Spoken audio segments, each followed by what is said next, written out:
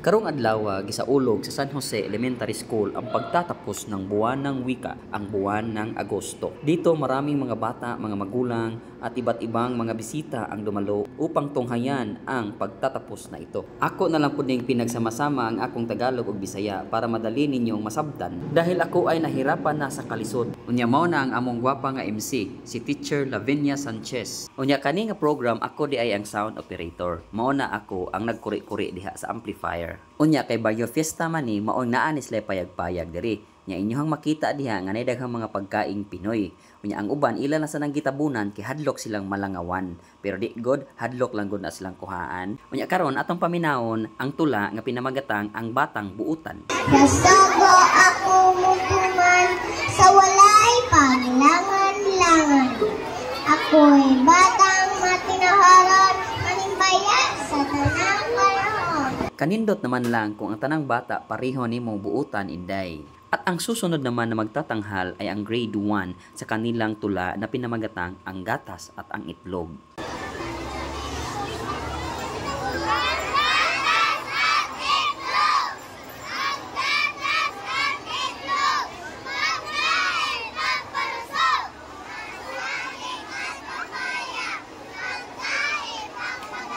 At hindi rin magpapahuli ang ating munting bulilit sa kindergarten dahil ipinakita niya ang kanyang husay sa pag-awit.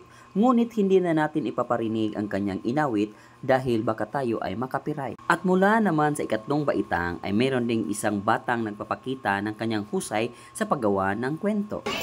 Ang pamagat ng aking kwento ay ang matalinong dagat. Sa gitna ng lumpiang bulong, may isang munting bahay na gawa sa lupa. Dito nakatira si Dada, isang napakatalino at masipag na ninulang.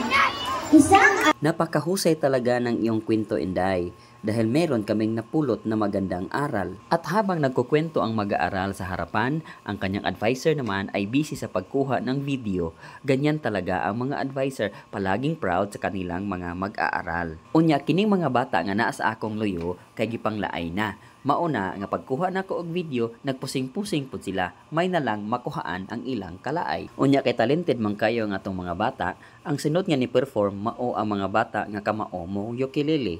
So mao ni sila ang ni play og mga nagkalain-laing mga piece gamit ang ukulele. Unya lagi basta advisor ka, dapat jud kang motodo support sa imong mga estudyante kay proud baya ka sa ilahang mga performance. Unya kay giambos naman sad ko nga ako ni magtabulate para sa Barrio Fiesta nga contest. So mao sang perti pud na akong dagan-dagan sa babaw kay aron magkuha sa akong laptop kay aron madali ang pag-compute sa ilang mga score ug atong makuha kung kinsa na gyud ang mga winners. Unya nagdali-dali pud ta pagnaog tungod kay manayo na pud ang mga mosunod nga mo perform ug way lain mauna ang mga teachers. Mao na nga dili pod magpaawahi ang atong mga teachers tungod kay ang ilang mga estudyante talented man, so dapat ila sa gyud ipakita ang ilahang mga talento. Pero pasaylua ko og dako tungod kay diri ra jud ko sa luyo. Ang ila ra yung buko-buko mo'y akong nakuha. Unya tungod sa kainit sa panahon nya alimuot pa jud kaayo, ang atong MC mura na gyud og naluya. At sa malapit nang matapos ang ating programa, ang ating mga mag-aaral ay gipanggutom na gyud. Kaya naglinya na sila sa ilang tagsa-tagsa ka bahay kubo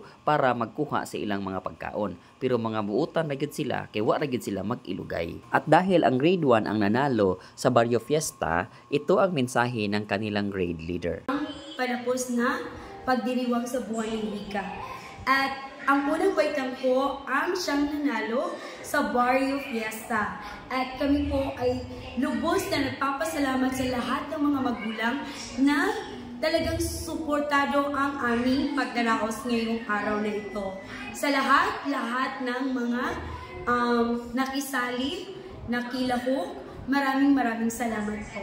Unya diri na lang takutob kay human namang gyud ang celebration sa atong buwan ng wika. Nya daghan kayong salamat sa mga nisuporta sa mga ginikanan, mga teachers ug mga estudyante ug sa among mga bisita sa inyong pag-participate ni ining maong programa. Hinaot nga inyo ning i-like, share ug comment sa ato ang video.